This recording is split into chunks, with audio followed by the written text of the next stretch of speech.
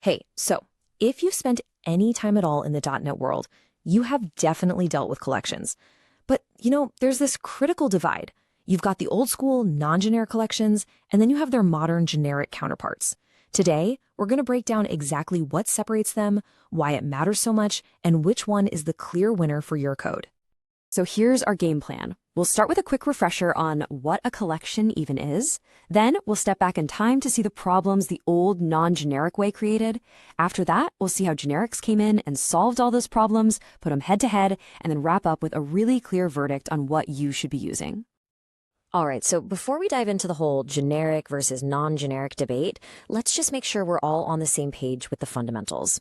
What role do collections actually play in our code? At its heart, a collection is really just a container. It's a class whose whole job is to group other objects together. It's our basic toolkit for managing data, right? It gives us all the methods we need to add things, remove them, search for them. This is the foundation for pretty much any application we built. Okay, now let's hop in the time machine and go back to the early days of .NET. This is where we find non-generic collections. And I'm not kidding when I call this the Wild West of data storage. You're about to see exactly why. So here was the core issue. These non-generic collections, like the infamous array list, could store anything. You could toss in a number, then a string, then a totally custom object, all in the same list. Now, that flexibility might sound good, but believe me, it was a huge problem. It wasn't type-safe, which meant you constantly had to manually cast data back to its original type. And even worse, for simple value types like an integer, this caused a big performance hit called boxing. That's where the system has to wrap a simple value in a much more complex object just to put it in the collection, and then unwrap it later. It's just a lot of wasted effort. And this is where the real danger was. Imagine you have a list that's supposed to hold only numbers, but a bug somewhere in your code accidentally adds a word to it. The program compiles just fine, no errors. But later, when the application is running and a user clicks a button, it tries to do math on that word and crash. These were the absolute worst kinds of bugs because they only showed up at runtime, hidden away until the worst possible moment. Yeah, so that chaos, it obviously couldn't last. The .NET world desperately needed a safer, more predictable way to handle our data. And that brings us to the solution: generic collections, which finally brought some much-needed order and safety to the framework. You gotta understand, this wasn't just some small update. It was a fundamental shift. With the release of .NET 2.0, Microsoft introduced the system.collections.generic namespace, and it was an absolute game changer. What they introduced back then is now the undisputed standard for all modern development. And what's so brilliant here is how each one of these points directly solves a problem from that non-generic era. Generics are type safe. A list of int can only hold integers. That's it, period. Which means the compiler can check your code for type errors before you even try to run it.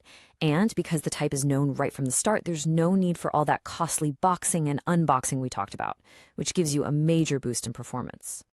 And this right here, this is the single most important thing to get. With generics, if you try to add a string to a list of numbers, your code just won't build. It stops you right there. The error is caught instantly by you, the developer, in your code editor. It never gets a chance to become some mysterious, frustrating crash for your users. It shifts bug hunting from a runtime problem to a simple development time solution.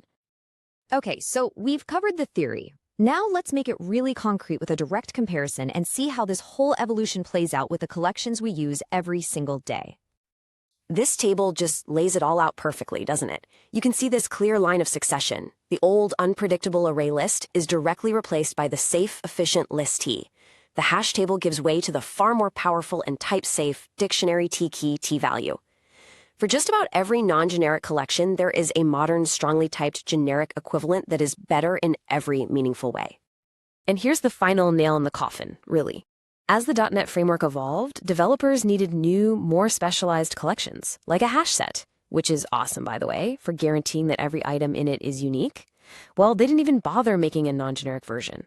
All the modern innovation, all the cool new stuff happens in the generic space. So after all that, we finally arrive at the most important question, right? Which one should you actually be using in your projects? Let's make this crystal clear.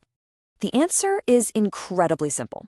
For any new code you're writing today, you should pretty much always use generic collections. Full stop.